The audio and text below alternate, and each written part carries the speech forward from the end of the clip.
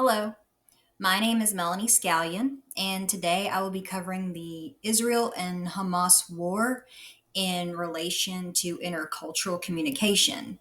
We're going to look at how it correlates with our textbook material throughout chapter 11. So, just what is intercultural conflict and why should we care about it?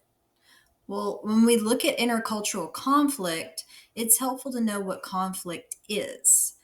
Our textbook defines conflict as the interference between two or more interdependent individuals or groups of people who perceive incompatible goals, values, or expectations in attaining those ends. When two or more cultures experience conflict, then that is considered intercultural conflict.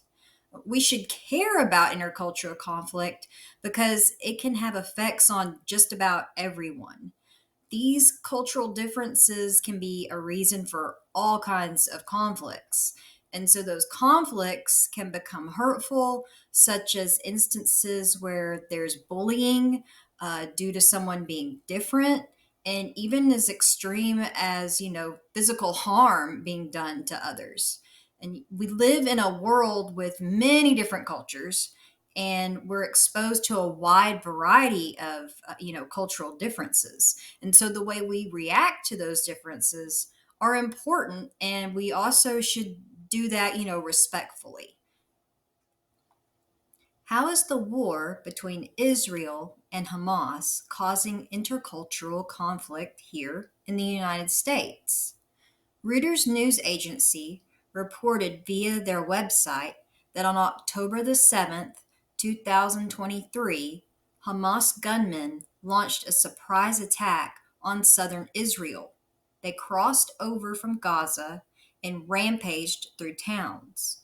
Israel says that the gunmen killed 1,200 people, mainly civilians, and then took more than 240 hostages. A prime example of how this war is causing intercultural conflict here in the United States can be seen within the college universities and them having incidents that are related to the conflict. ABC News reported on several of these instances.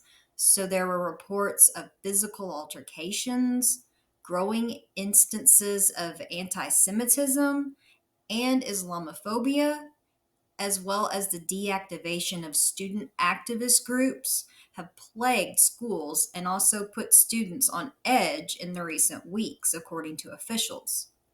The NYPD said that an Israeli student was assaulted with a stick while putting up a poster of an Israeli hostage held by Hamas.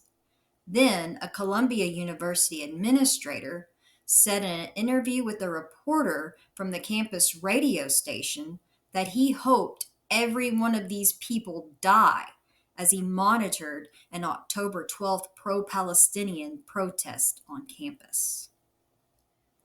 Chapter 11 also discusses social movements and the way they can be used where conflict arises.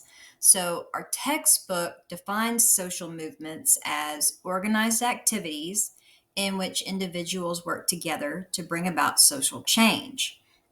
We also see in Chapter 11 that college campuses are likely locations for much activism, and a 2016 survey of college students found that 8.5% of all students said there was a very good chance they would participate in a protest while they were in college. These numbers were the highest ever recorded since the survey began in 1967. And the report goes on to say that in more than 50 schools, student protesters made demands to right what they see as historic wrongs.